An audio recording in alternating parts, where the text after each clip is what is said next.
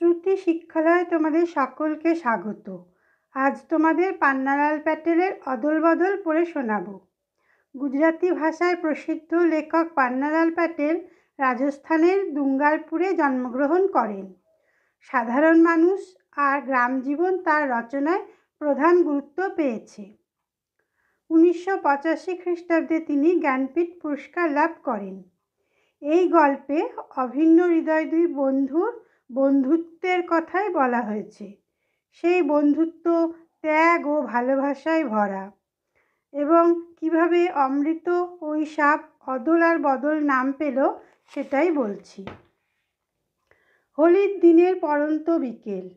নিম গাছের নিচে গায়ের একদল ছেলে জড়ো হয়ে ধুলো ছোড়াছুড়ি করে খেলছিল। হাত ধরাধরি করে অমৃত ওই সাপ ওদের কাছে এলো। দুজনেই গায়ের সেদিনকার তৈরি নতুন জামা পরে আছে। রং, মাপ, কাপড় সব দিক থেকেই একরকম। এরা দুজনে একই স্কুলে একই ক্লাসে পড়ে। রাস্তার মোড়ে ওদের বাড়ি দুটো মুখোমুখি।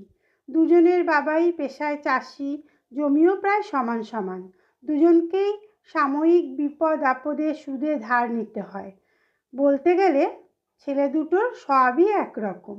তফাৎ শুধু এই যে অমৃতের বাবা, মা আর 3 ভাই রয়েছে। ইসাবের আছে শুধু তার বাবা। দুই বন্ধুতে মিলে শান বাঁধানো ফুটপাতে এসে বসতে ওদের একরকম পোশাক দেখে দলের একটি ছেলে বলল, ঠিক, তোরা দুজনে কুস্তি কর তো, দেখি তোরা শক্তিতেও সমান সমান কিনা। না একজন বড় পালোয়ান। আরেকটি ছেলে চেঁচিয়ে উঠল, লড়ে যা তোরা, বেশ মজা হবে। ইসাব অমৃতের দিকে তাকালো। অমৃত দৃঢ় স্বরে বলল, না, তাহলে মা আমাকে ঠ্যাঙাবে। অমৃত অত জোর দিয়ে বলার কারণ ছিল, বাড়ি থেকে বেরোবার সময় ওর মা সাবধান করে দিয়েছিলেন, নতুন জামা পাবার জন্য তুমি কি কাণ্ডটাই না করছিলে। এখন যদি তুমি জামা ময়লা করে বা ছিঁড়ে আসো, তাহলে তোমার কপালে কি আছে মনে রেখো। অমৃত সত্যি তার বাবা মাকে খুব জ্বালিয়েছিল। শোনা মাত্র অমৃত ফতোয়া জারি করে দিল, ঠিক ইসাবের মতো জামাটি তার না পেলে ওই স্কুলে যাবে না। মা ওকে অনেক বুঝিয়েছিল, ইসাবকে খেতে কাজ করতে হয় বলে ওর জামা ছিঁড়ে গেছে। তোর জামাটা তো প্রায় নতুনই রয়েছে। মোটেই না, বলে কাঁদতে কাঁদতে অমৃত ওর জামার একটা ছেঁড়া জায়গায় আঙুল ঢুকিয়ে আরও ছিঁড়ে দেয়। মা তখন ওকে বেকায়দায় ফেলার জন্য বললেন, নতুন জামা দেবার আগে ইসাবের বাবা ওকে খুব মেরেছিলেন, তুইও সেরকম মার খেতে রাজি আছিস? অমৃত এতেও পিছপা না। ও মরিয়া হয়ে বলল, ঠিক আছে, আমাকে বেঁধে রাখো, মারো, কিন্তু তোমাকে ইসাবের মতন একটা জামা আমার জন্য জোগাড় করতেই হবে। অমৃতের মা এসব ঝামেলা থেকে বাঁচবার জন্য বললেন, ঠিক আছে, তোর বাবাকে গিয়ে বলগে। অমৃত জানতো মা না বললে ওর বাবার রাজি হবার সম্ভাবনা খুবই কম, কিন্তু অত সহজে হাল ছাড়ার পাত্র সে নয়। ও স্কুলে যাওয়া বন্ধ করে দিল, খাওয়া ছেড়ে দিল, এবং রাত্রিরে বাড়ি ফিরতে রাজি হলো না। শেষমেশ ওর মা হাল ছেড়ে দিয়ে অমৃতের বাবাকে ওর জন্য নতুন জামা কিনে দিতে রাজি করালেন। এরপর উনি গিয়ে ইসাবের বাবার গোয়ালঘর থেকে লুকিয়ে থাকা অমৃতকে বাড়ি ফিরে নিয়ে এলেন। সুন্দর সাজগোজ করে বাড়ি থেকে বেরিয়ে অমৃতের একেবারেই ইচ্ছে ছিল না জামা কাপড় নোংরা হয় এমন কিছু করতে। বিশেষ করে ইসাবের সঙ্গে কুস্তি লড়তে তো একেবারেই গড়রাজি। এমন সময় ছেলে ছোকরার দঙ্গল থেকে একজন এসে হাত দিয়ে অমৃতের গলা জড়িয়ে ধরে বলল, এসো আমরা কুস্তি করি। এই বলে সে অমৃতকে খোলা মাঠে নিয়ে এলো। অমৃত ওর বাঁধন থেকে কেটে বেরোবার চেষ্টা করতে করতে বলল, দেখ কালিয়া, আমি কুস্তি লড়তে চাই না, আমাকে ছেড়ে দে। কালিয়া তো ওকে ছাড়লই না, বরং ছুঁড়ে মাটিতে ফেলে দিল। ছেলের দল আনন্দে চেঁচিয়ে উঠল, কালিয়া জিতেছে, অমৃত হেরে গেছে, কি মজা, কি মজা। ইসাবের মেজাজ চড়ে গেল।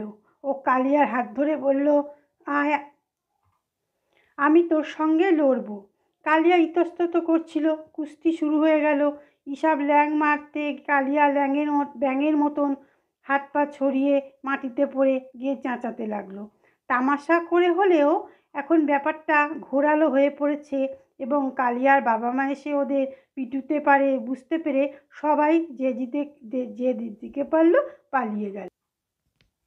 অমৃত আর ঈশাবও রণভূমি ত্যাগ করলো। কিছুটা যেতেই অমৃতের নজরে এলো যে ঈশাবের জামার পকেট ও 6 ইঞ্চি পরিমাণ কাপড় ছিঁড়ে গেছে। ওরা ভয়ে কাঠ হয়ে গেল। ওরা জামা কতটা ছিঁড়েছে পরীক্ষা করছে। এমন সময় শুনতে পেল ঈশাবের বাবা ঈশাবকে ডাকছেন। ওদের তখন বুকের ধুকপুকানি বন্ধ হবার জোগাড়। ওরা জানে ঈশাবের বাবা ছেঁড়া শার্ট দেখা মাত্র ওর চামড়া তুলে নেবে। উনি সুদখোরদের কাছ থেকে টাকা ধার করে অনেক বাছাবাছি করে কাপড় কিনে জামা সেলাই করিয়েছেন। ঈশাবের বাবা আবার চেঁচিয়ে উঠলেন, কে কাঁদছে? ঈশাব কোথায়? হঠাৎ অমৃতের মাথায় একটা বুদ্ধি খেলে গেল। ও ঈশাবকে টানতে টানতে বলল, আমার সঙ্গে আয়।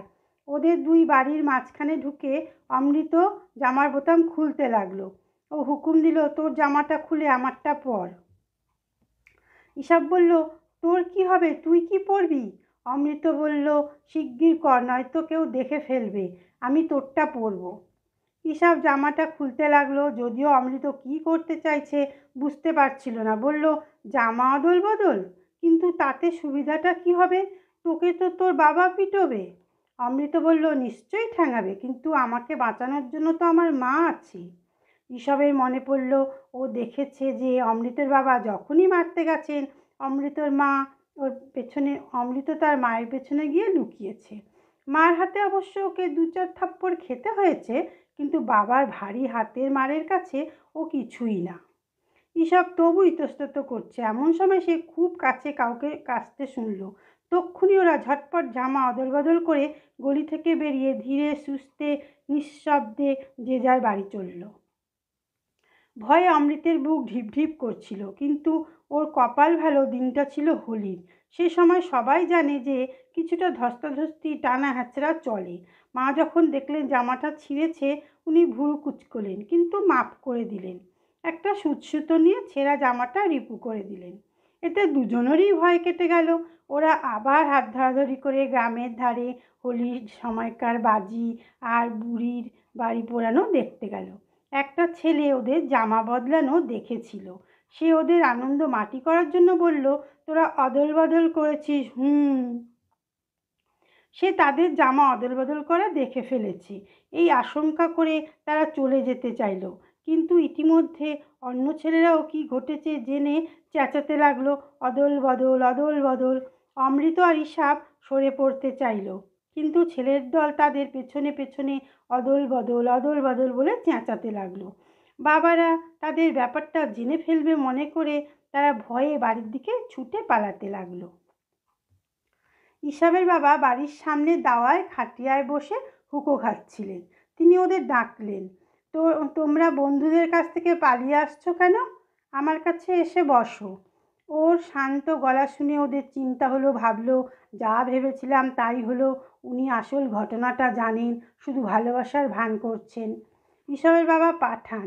উনি 10 বছরের অমৃতকে জড়িয়ে ধরলেন, চেঁচিয়ে বললেন, বাহালি বৌদি, আজ থেকে আপনার ছেলে আমার। বাহালি বৌদি ঘর থেকে বেরিয়ে এসে হাসতে হাসতে বললেন, হাসান ভাই, আপনি এক ছেলেকেই দেখে উঠতে পারেন না, তা দুজনকে কি করে সামলাবেন? আবেগ ভরা গলায় হাসান বললেন, বাহালি বৌদি, অমৃতের মতন ছেলে পেলে আমি 21 জনকেও পালন করতে রাজি আছি। কেশে গলা পরিষ্কার করে পাঠান বাহালি বৌদিকে বললেন, ছেলে দুটোকে গলিতে ঢুকতে দেখেই ভেবে নিলাম দেখতে হবে ওরা কি করে। পাড়াপড়শি মায়ের দল পাঠানের গল্প শোনার জন্য ঘিরে দাঁড়ালো। উনি অল্প কথায় ছেলেদের জামা বদলের গল্পটা বললেন। আরও বললেন, ঈশাব অমৃতকে জিজ্ঞেস করেছিল, তোর বাবা যদি তোকে মারে কি হবে? অমৃত কি জবাব দিয়েছিল জানেন? বলেছিল, কিন্তু আমার তো মা রয়েছে। সজল চোখে পাঠান বললেন, কি খাঁটি কথা! অমৃতের জবাব আমাকে বদলে দিয়েছে। ও আমাকে শিখিয়েছে খাঁটি জিনিস কাকে বলে। অমৃত ও ঈশাবের পরস্পরের প্রতি ভালোবাসার গল্প শুনে তাঁদেরও বুক ভরে গেল। ইতিমধ্যে ছেলের দল বাজি আর বুড়ির বাড়ি পোড়ানো দেখে ফিরছিল। তারা ঈশাব অমৃতকে ঘিরে বলতে লাগলো, অমৃত ঈশাব অদল বদল, ভাই অদল বদল। এবার অবশ্য ঈশাব ও অমৃত অপ্রস্তুত বোধ করল না, বরঞ্চ অদল বদল বলাতে তাদের ভালোই লাগলো। অদল বদলের গল্প গ্রামের বাড়ি বাড়ি ঘুরে গ্রাম প্রধানের কানে গেল। উনি ঘোষণা করলেন, আজ থেকে আমরা অমৃতকে অদল আর ঈশাবকে বদল বলে ডাকবো। ছেলেরা খুব খুশি হলো। ক্রমশ গ্রাম পেরিয়ে আকাশ বাতাসও অমৃত ঈশাব অদল বদল এই আওয়াজটা মুখরিত হয়ে রইল। তাহলে আজ এই পর্যন্তই। আমার চ্যানেল সাবস্ক্রাইব করার অনুরোধ রইল।